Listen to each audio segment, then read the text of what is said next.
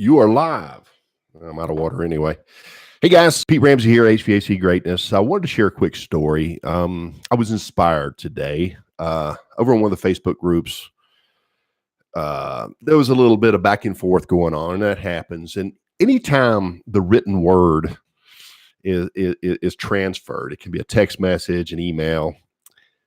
We lack that the tonality and in the body language and in the finesse, and sometimes it's misinterpreted, and sometimes it's misinterpreted because we're carrying preconceived notions with us forward into experiences, and that's what I want to talk about.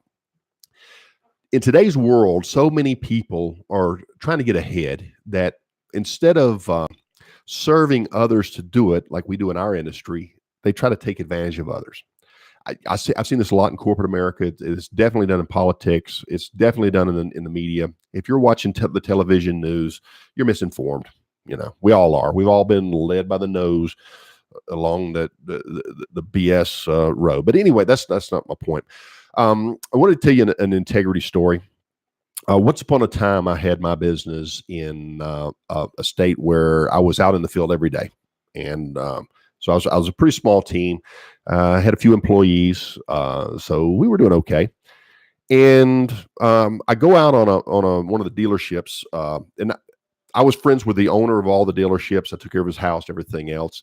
But he had general managers that ran the individual ones, and this particular one was Cadillac. So I go over to the Cadillac place, and the general manager, I didn't deal with him directly. I dealt with the service manager out in the automotive area, and so went up on the roof, had a few issues. And I just went ahead and took care of them because I had that kind of relationship with the other guy. And because he knew me, he trusted me, we had a good relationship. So I bring the bill down to the service manager, and I see the expression, and I realized I'd made a mistake. I should have gotten, I was young, and I assumed, what happens when you assumed. And so long story short, he takes it to the general manager. I have to go in and see him, and he said, I'm not going to pay this. And I said, well, you needed the work. I said, I won't say the guy's name, but the owner, we have that relationship. I apologize. It was presumptuous. He says, listen, I have to be fair to my families, the families of my employees, and this is not fair. And I'm not going to pay for something that I didn't authorize. So, I had the choice. I could have said, well, I'll go take my parts off and we'll be done here. And I go, listen, the work's done. You're operational now. Don't worry about it. If you don't feel like you want to pay it, then that's okay. And what I should have said is, let me take my parts off. It's not fair to my employees' families either, but I didn't. Just kind of tried to keep my integrity there and went on my way. Well, it was the next day or the day after, I had a guy that I had met through church, and we were really friendly, and he had me come in and clean up all the mess that a prior company had done on his brand new architectural firm. He was good. He was one of the best. And so I go over there, and the guy just basically almost hugs me, and he's like, Pete, how you doing? And then he turns to his customer who's sitting there. This guy's the best, don't ever do any business with anybody. And I look, and it was the general manager of Cadillac laying out this big monstrosity of a house that he and his wife were in the process of building. Well, that's why I didn't want to pay the $800. It wasn't for his families. You see what I'm saying? That's the way some people are.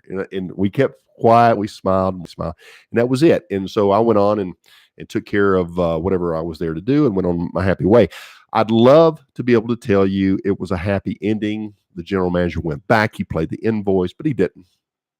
That's just not how he was wired. And he's probably dead now. That's been a long time ago. And he was probably in his mid 50s. That's been about 20 years ago. So yeah. But anyway, I don't wish him any ill will. When you're brought up in these environments and people are just taking advantage, your shields go up. I mean, how clear would it be to anybody but you, the listener, the HVAC contractor who is honest and you do a good job and you go into a new customer's home and you start to talk price or whatever, and their guards go up and they automatically assume that you're a crook. Why? Because either they saw it on the late night news on some scam from HVAC contractors, or they've been screwed over, and more likely it's the latter. Everybody's out to get you. Everybody's out to lie and manipulate. Don't manipulate, guys. We carry your integrity forward in everything that you do. And I promise you, it'll make you proud. It'll make you feel good about, what you've built.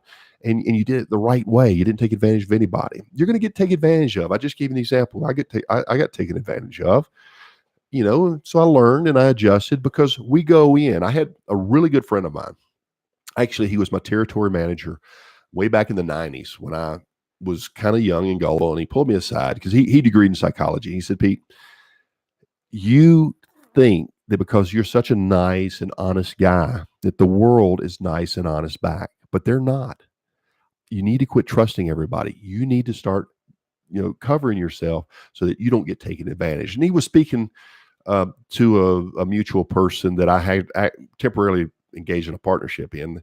And, I didn't know the guy that well. He didn't know me that well. We were just on two different pages when it came to the way we processed our morals and the way we thought and everything else. I mean, he wasn't a bad guy. He was damn good at what he did. Otherwise, I wouldn't have made him a partner. And our work complemented tremendously. And it was unfortunate. We could have really rocked that market, and but we didn't. Well, we didn't get along. We were on two different wavelengths, but I kept my integrity. And I was always nice, and I was always friendly, and I always tried to do the right thing, and ultimately grew a business overnight like you wouldn't believe. It was way too fast, really, and it could have kept going. I just couldn't handle it. I didn't understand the pricing as well. Like years later, hindsight's 2020, right? The things that a lot of us take for granted today, the KPIs, the key performance indicators, which kind of give us guidelines and it help us adjust our business model over to a correct business model.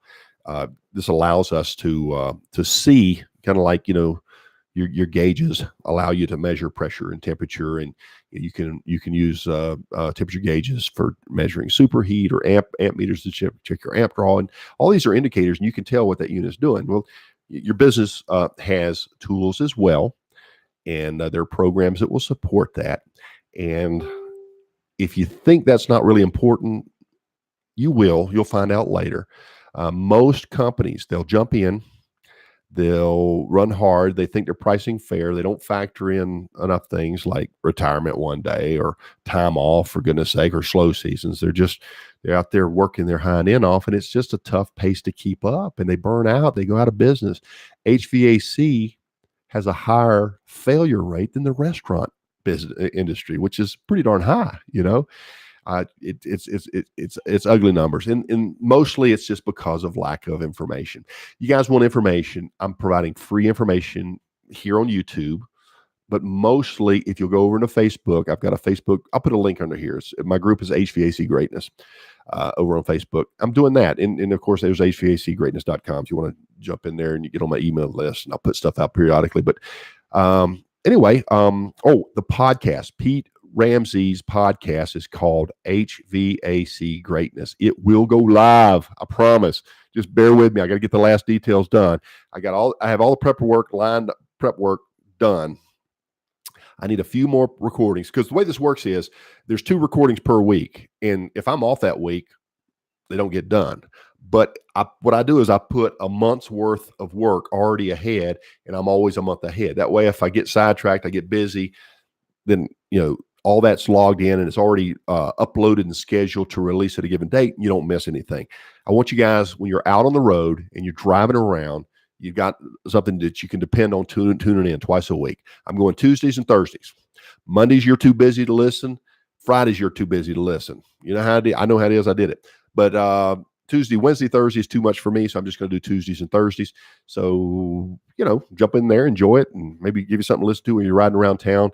And keep your mind focused on putting together a good HVAC business. No, a great HVAC business. Pete Ramsey here. I'll talk to you guys on the next one. You take care, and God bless.